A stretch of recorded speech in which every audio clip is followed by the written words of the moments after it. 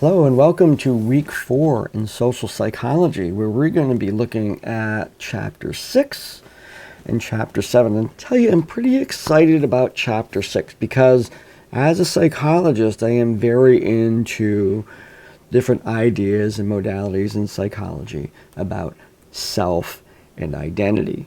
And looking at what we're going to be learning about in this particular chapter is really aligns with some of the work that I'm doing myself. So let's take a look at the course book learning outcomes at this point for chapter 6.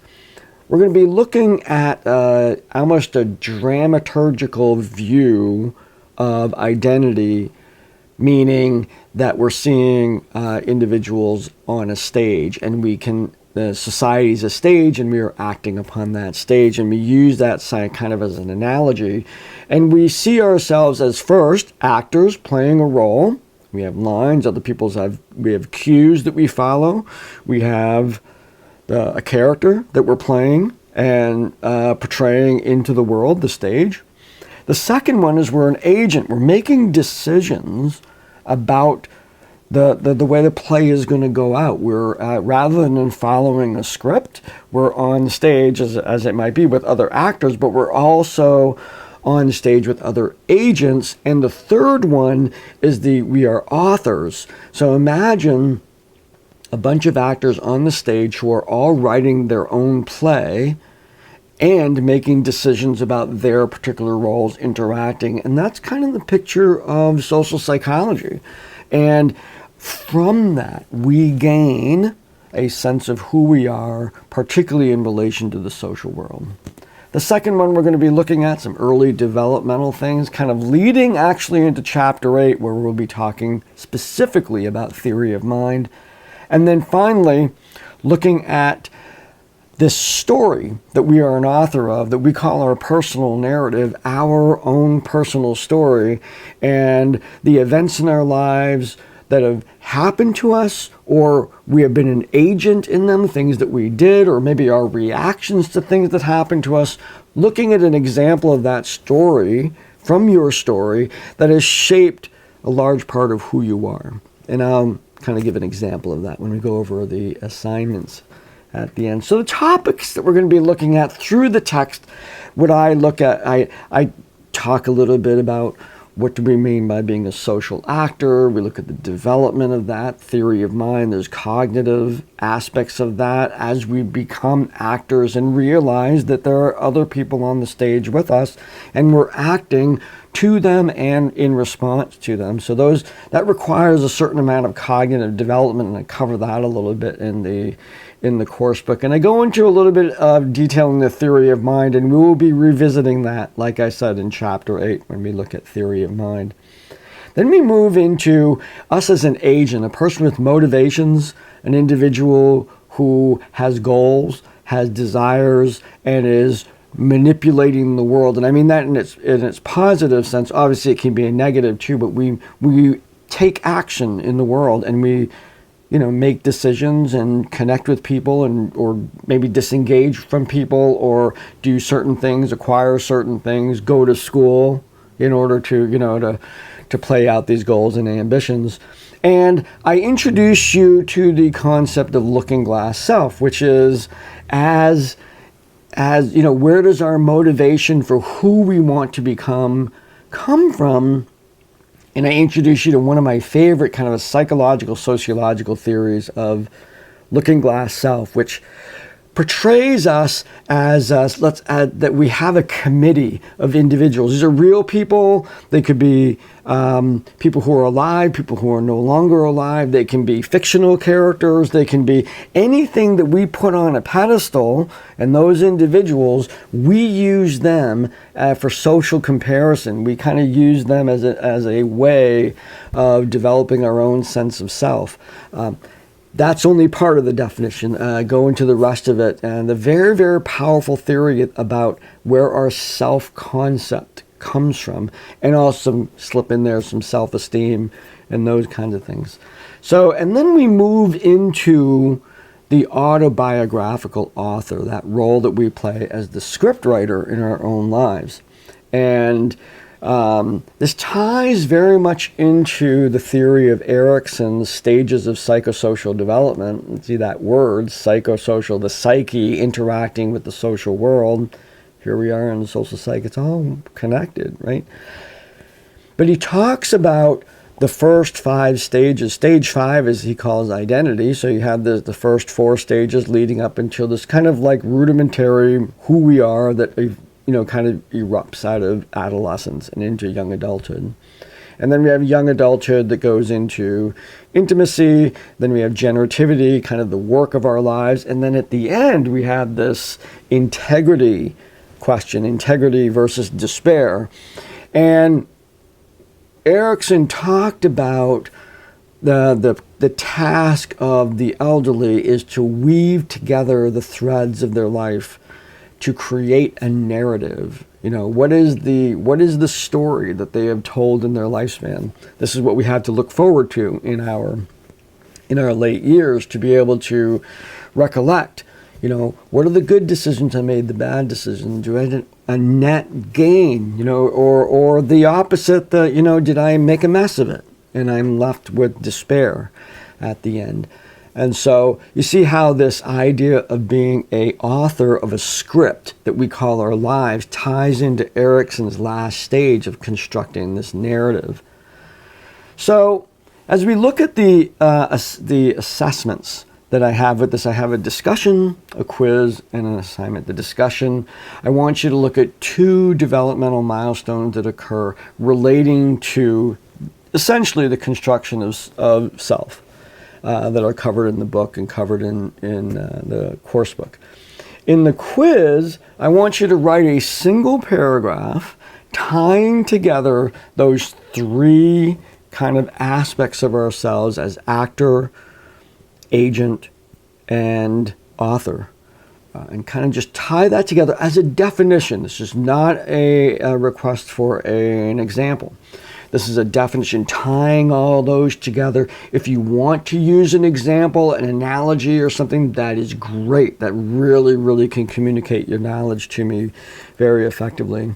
And finally, in the assignment, I'm going to have you actually recall an event in your life, a decision, an important thing that has happened in your life that has shaped who you are today.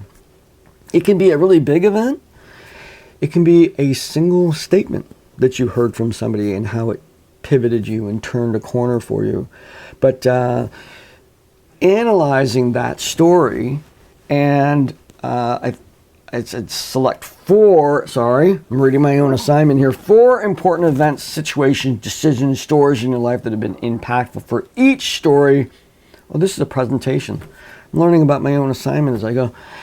Develop a slide this is a slideshow. Develop a slide that briefly describes the story. And then the next slide, for each story, you have a slide. And then the next slide, you talk about the psychological impact of the story, the sociological meaning, and the importance of the story, and a brief reflection on the involvement of any aspect of your looking glass self. I didn't remember that. So now you have it right here, so you can read about that. The first slide should be structured like a title page, the first slide of your whole slideshow, like a title page. And when you send it to me, don't send the PowerPoint or the Keynote or the Google Slides or whatever it is that you're using to construct this. Export it as a PDF with 1 slide on every page and full color, and submit that. The PDF is the way to go when you're submitting any one of these things. So please consult the course book to understand the assignment, something I probably should have done before I started talking about it, and get to know what I'm looking for, just like I got to know what I'm looking for, and hop right to it and get into that assignment and tell me the story that has shaped your life to this day.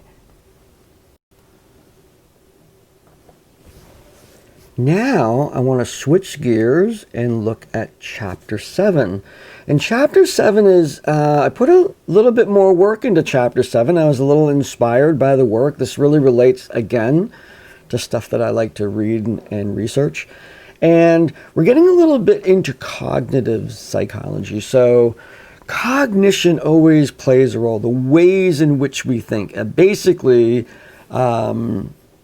epistemology, our ways of knowing things, and cognitive development, and how we make decisions, and the shortcuts we use, which is kind of the focus here. So cognitive issues start to come in. And the first kind of concepts I get into really are this introducing a very core concept within cognitive psychology, and that is the idea of a schema. Now, this is a generalized concept, and in fact, almost interchangeable with the word concept.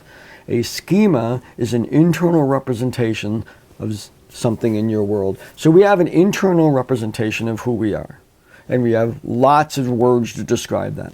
We have an internal representation as to what love is. We have an internal representation as to what it means to be male or female or trans or gay or straight.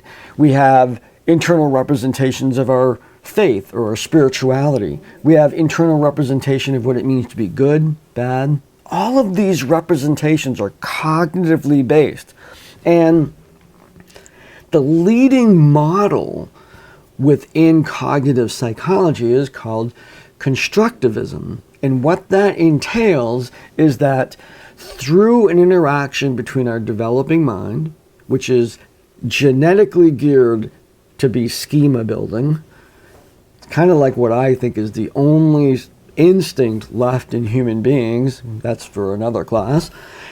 But the idea that we actively create, we construct, that's where we get the word constructivism. We build these schemas over time. And let's say early in life, the schemas that we have are relatively simplistic, including, our own sense of self. And we see that concept change over time as we become experts, as we get new language to describe who we are, as we move from concrete kind of thinking into more abstract thinking. We see changes in how we create these constructs that we call schemas. So a person who's an expert at something has very highly developed schemas related to that topic. A person who's an amateur has relatively less complex schemas related to that topic. So you can see that these things are dynamic, they build over time, and essentially going to school is the process of increasing the complexity of, in many cases, schemas that already exist, and then learning new schemas.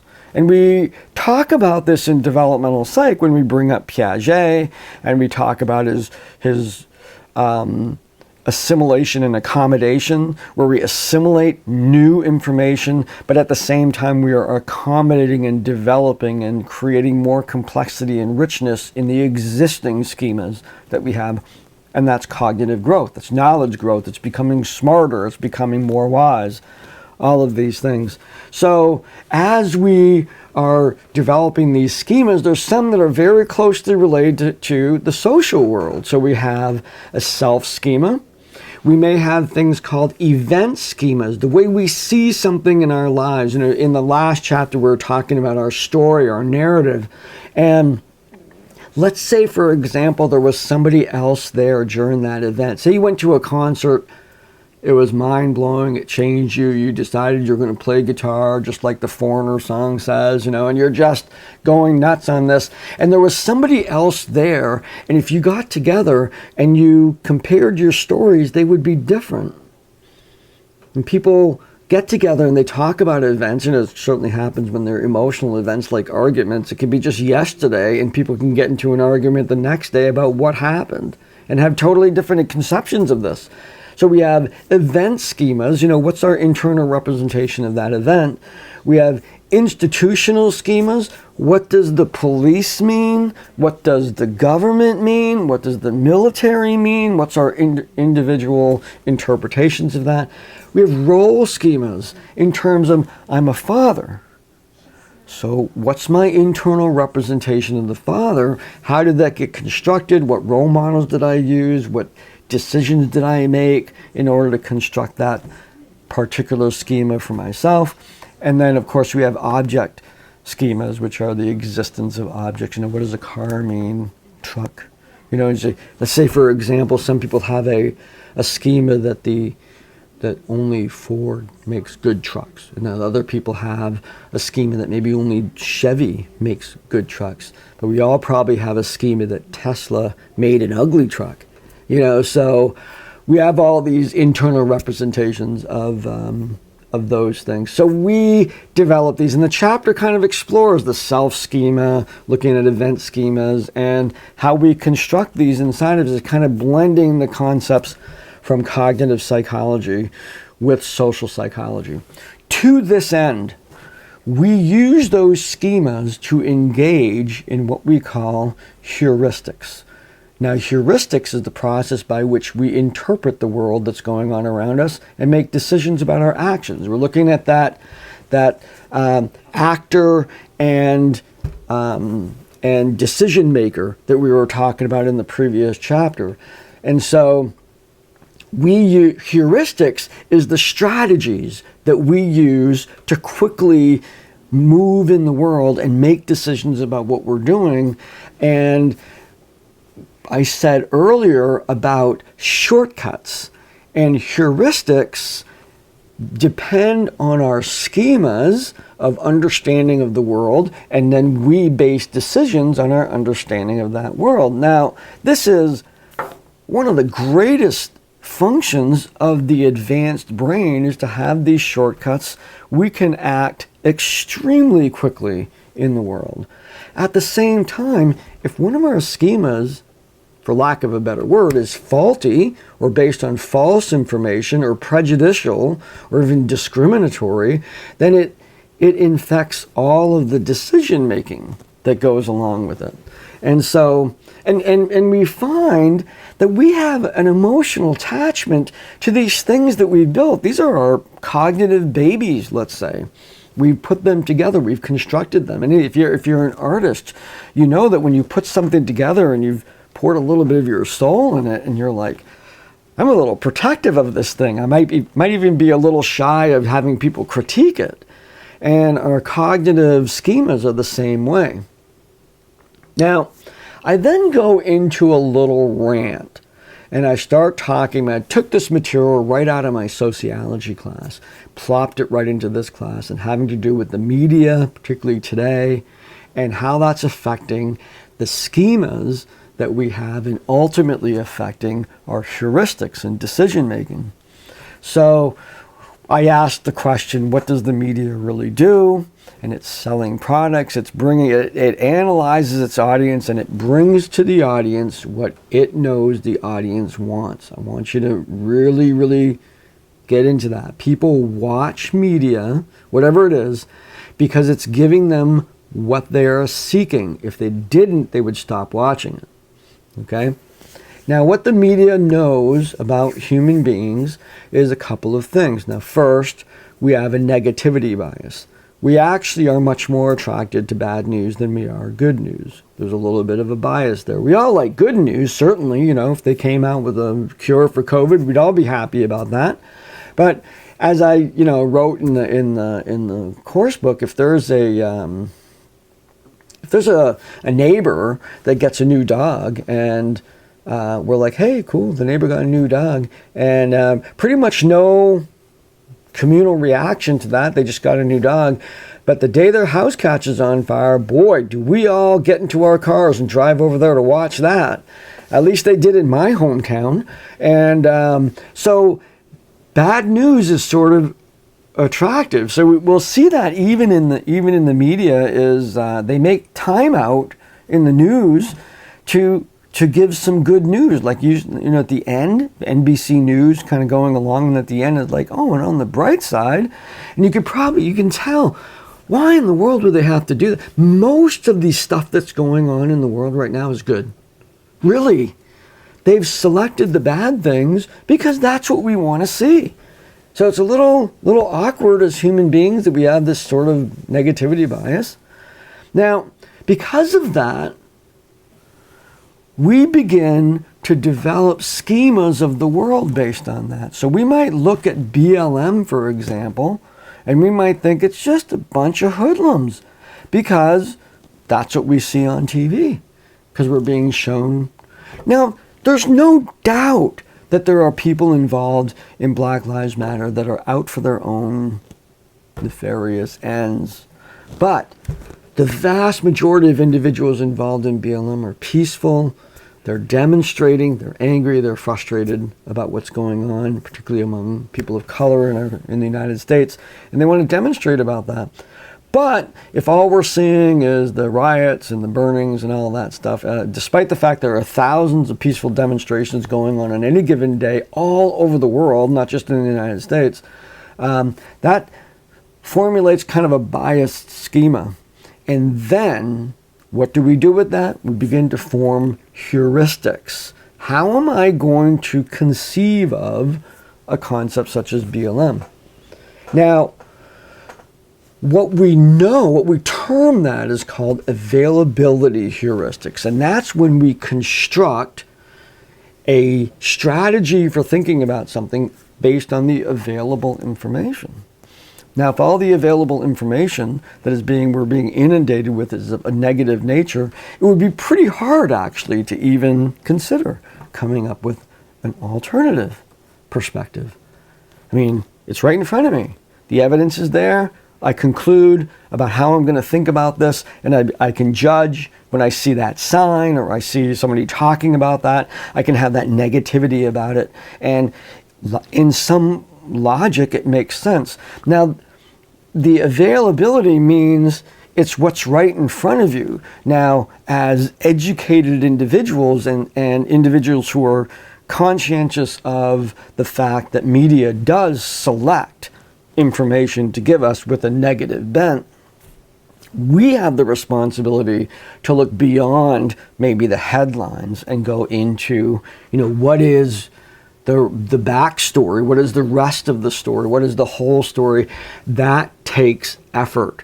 Sometimes we don't want to do that. Sometimes we don't have time for that. And these shortcuts become easy ways to get out of that. I totally get it.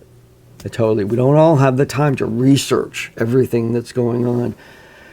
This is part of why, when we're looking at the media and we're looking at all that, but when we come to important decisions, let's say like in an election, it might be good to take a little extra time to look at the backstory. I'm clear where I'm sitting. I'm going to use President Trump's presidency, which I have not liked, and that's okay. And you can think differently, that's fine. I'm not pushing my political views on you, but you have to kind of look, I have to look deeper. If I'm going to vote for Biden, for example, I need to look beyond the headlines, and I need to look into his history. I need to look into that if I'm going to make a responsible choice as a voter. And so all of that is very important, whichever side you happen to be on. So don't think this is just liberal versus conservative. We all need to be responsible for that and look and make the best decision, taking that extra effort to go beyond the availability heuristics. Now, then I introduce you to a very interesting book that I read the summer of 2020. And it was a pivoting book for me. It was really profound, and I think it's something that more and more people should read. It was written by a Harvard psychologist and named Steven Pinker, and he talked about enlightenment now. And what he does is he looks at the big picture of humanity, kind of gets away from all the smoke, all the media, all of that, and looks at the numbers about how the world is doing. And in general, the world is doing amazingly well. And this is a counter message to the knee-jerk sort of news that's out there. That look at the news, the whole world's going to hell, right? But that's really not true. And so this book really provides a scientific view as to what's really going on. There's a lot of stuff in there about negativity bias. There's a lot of stuff in there about opportunity or availability heuristics, and it's compelling book of positivity without blinders. This is not negating any real issues that are going on, but that in fact, ever since the Enlightenment, it's kind of where the title comes from, humanity's been improving pretty steadily. All kinds of errors, all kinds of room for improvement. But the big picture is we're progressing along a good route, and that we need to hold on to that. And so I suggest reading that book. Make it a project for you, and whatnot. Because, as I point out in my course book, these schemas and these availability heuristics, all of our heuristics, all of our schemas, we're attached to them. They're sticky, as I say in the course book. And yes, me too. Everybody. Me? Of course, everybody has an emotional attachment to their schemas, how they think about the world. Kind of like worked so far, right? Worked up until now. But yet, we're called upon to question and critique our own understanding of the world. We may come full circle and decide that we were right and that we want to continue believing that, but that journey will further solidify and validate your points of view. Doing this can be a little scary, but a very worthy process of firming up your... Now, keeping in mind, it's not the goal. I mean, the goal is to let the evidence speak for itself, to be scientists about our own viewpoints and say, if I encounter contrary evidence, which I kind of go into in the course book, I need to be able to understand that maybe I'm wrong about something. And I kind of go into another concept that Steven Pinker goes into, and that's tribal mentality. And that's where I kind of go a little off on Trump and, President Trump. And just bear with me. If you're not a Trump fan, you can cheer yourself all the way through there. If you are a Trump fan, that's okay. It's really important that we listen to each other. I get to write the book, so I have that position, and I get to be able to spout my opinions on that. And you certainly, I welcome critique of that. So please feel free to engage in that debate, a friendly debate. I've actually, tell you a story I've actually made a couple times. I've been out in the community and whatnot, and I've encountered people with Trump signs, and twice I encountered people in there. One was wearing a t-shirt, and one had the sticker up on their car, and it said, Trump 2020, make the liberals cry. And I thought it was important for me to engage that. I'm in line at Walmart actually buying fertilizer or something. I can't remember what I was buying. And turned to the person behind me and I said, dang right, I'm going to cry if he gets elected. And he just kind of laughed and chuckled in that. And I said, but you know what? We vote, and, that's the best part of being an American, where we get to decide and think for ourselves and make decisions. And he was like, right on. And we like fist bumped and stuff like that. So a bleeding socialist liberal and a Trump supporter can actually have a conversation. That is possible. So we need to extend the hand of community on that, even if we have really strong feelings about some of these things. So I expressed some of my feelings in there, and you're certainly able to express yours. And so there's some other things, problems with thinking that I go into there at the end, and I give you a really, really interesting clipping from a newspaper. It's not a real clipping, actually. I found an app that does this. You type in what you want it to say, and it makes it look like a newspaper clipping. It's actually very cool. But the headline is real, and it's kind of a discussion as to what does that headline mean, and what are the attitudes that are behind a headline like that, kind of going back into that media. So here we are. What are we going to talk about in terms of the assessments? We have a discussion, and we have a quiz for Chapter 7. Then the discussion has you look up at your own opinions, things that you feel strongly about. And what I want you to think about is state what that belief is, and what if irrefutable evidence came along and said you were wrong?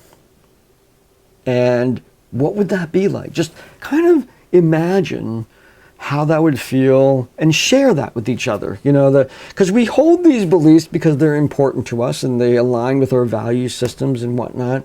But then what if we found out that, the candidate we like or the reality that we thought was real isn't real? and with irrefutable evidence. It's not just what would you do? What would happen? What kind of think about that. And I give some examples, getting away from politics per se. Are aliens really working with the U.S. government? Is the Illuminati all getting together to create the New World Order? Is the Earth flat? Is Bill Gates wants to put microchips in everybody, probably through the vaccine, which was a pandemic, and all that stuff. And then there's a gay agenda that wants to eliminate traditional marriage. Now, I'm going to tell you, I watch Ancient Aliens, and I kind of believe there might really be aliens working with the government. So, call me out on that. I don't know. I don't believe any of the others. I don't believe them to be true. But what if irrefutable evidence came along and said, the Earth is actually flat?